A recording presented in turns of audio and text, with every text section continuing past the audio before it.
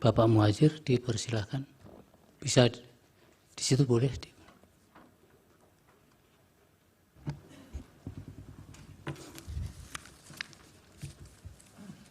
Terima kasih Yang Mulia. Kami akan memberikan jawaban yang saya rasa pertanyaannya ditujukan kepada saya.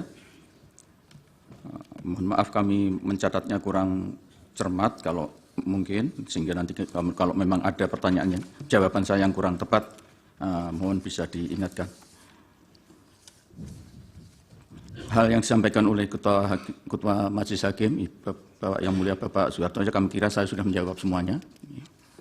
Kemudian yang kedua untuk anggota Majelis Hakim Yang Mulia Bapak Arief Hidayat, mengenai kata penugasan. Kata penugasan ini sesuai dengan Perpres nomor 35 tahun 2020 itu tentang Kemenko PMK. Jadi kemudian apa makna di balik kata penugasan ini?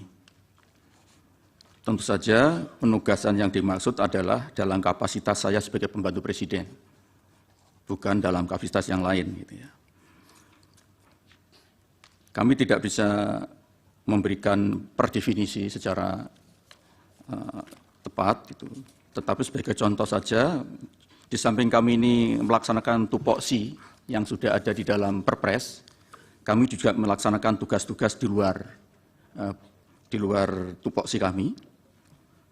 Biasanya tugas-tugas itu adalah yang berkaitan dengan tugas yang sifatnya lintas sektoral, sehingga tidak per definisi tidak bisa dipastikan itu tugasnya siapa.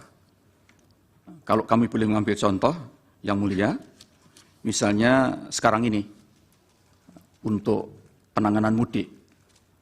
Penanganan mudik itu tidak bisa definisikan urusannya siapa.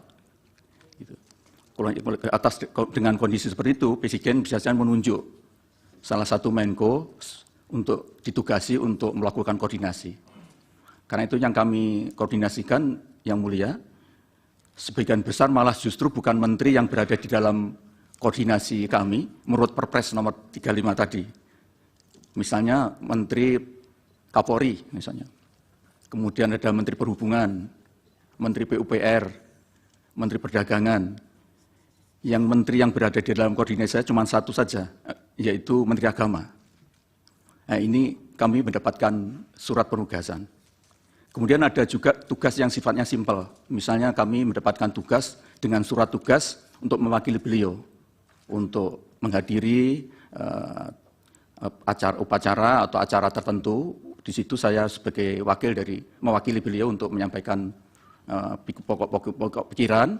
Biasanya itu ada dari kepresidenan yang saya tinggal membaca, tapi kadang-kadang juga diberi wewenang penuh untuk kami menyampaikan sesuai dengan apa yang sudah ada pada kami.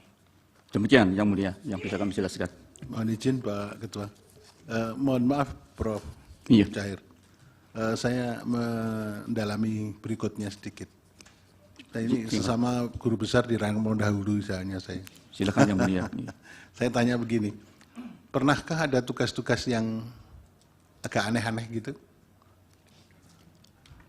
Saya mohon maaf kurang tahu apa yang dimaksud aneh. Aneh itu di luar tupoksi.